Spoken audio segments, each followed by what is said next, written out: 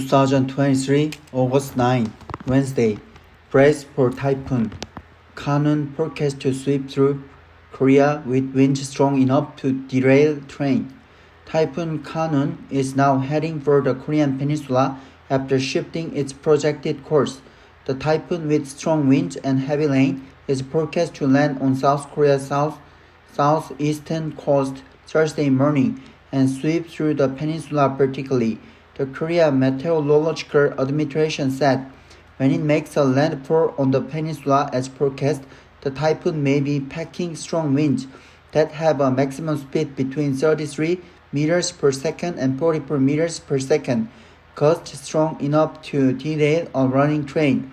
The likelihood that Kanun may change course and circumvent the peninsula at the last minute cannot be completely excluded, but for now, the chances aren't high. The country must prepare for contingencies. Damage due to Kanun is likely to be great as the typhoon is expected to move slowly. Typhoon Lusa, which swept through the Korean peninsula at 15 kilometers per hour in August 2002, left 246 people dead or missing and causing 5.14 trillion won, $3.91 billion in property damage. Lusa also dumped 870 millimeters of rain in Gangneung, Gangwon province on a single day. In 2012, Typhoon Samba rampaged the peninsula, flooding hundreds of houses. Kanun is expected to bring strong winds and downpours throughout the country. Amid the current situation in which repairs aren't finished yet after record monsoon rains last month, a major typhoon tearing through the interior of the peninsula is likely to inflict additional damage. Heavy rainfall has weakened the ground. Among others, if further heavy rains fall on such saturated soils and strong winds blow, landslides and embankment collapse can occur easily. Decades ago, typhoons and monsoons caused many more fatalities. Typhoon Sara in 1959 left 849 people dead or missing. The casualties due to typhoons Betty in 1972 and Yani in 1998 reached 550 and 380 respectively. Over time, the situation improved gradually thanks to the steady expansion of disaster prevention infrastructure. And yet, with recent climate change, natural processes have become much more destructive. Global warming causes extreme weather events around the world.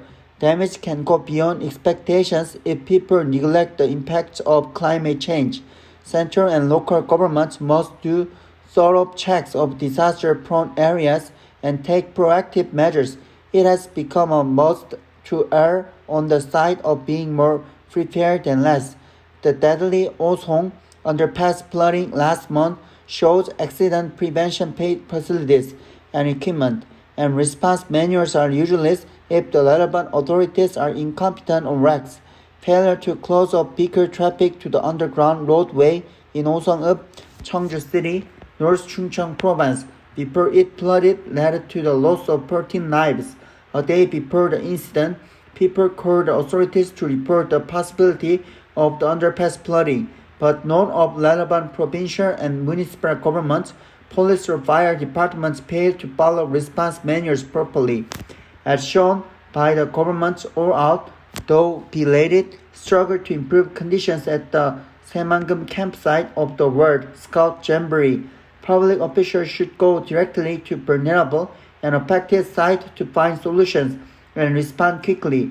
In particular, they must come up with extraordinary measures to prevent additional damage in low-lying and mountainous areas prone to disasters such as floods and landslides, as well as in areas where repairs from previous disasters are still unfinished. Agencies related to disaster prevention and relief must strengthen their cooperation. The government must proactively control access to dangerous zones such as underpasses and obsolete embankments, as well as evacuate residents preemptively. People must exercise caution to prevent injuries and damage. They should continue to follow information on local authorities' responses, particularly on evacuations, and avoid risky behavior such as going near dangerous areas. The government must cope well with Typhoon Kanun, which will make landfall on the Korean peninsula soon. This time, it must avoid being criticized for its role in any man-made disasters.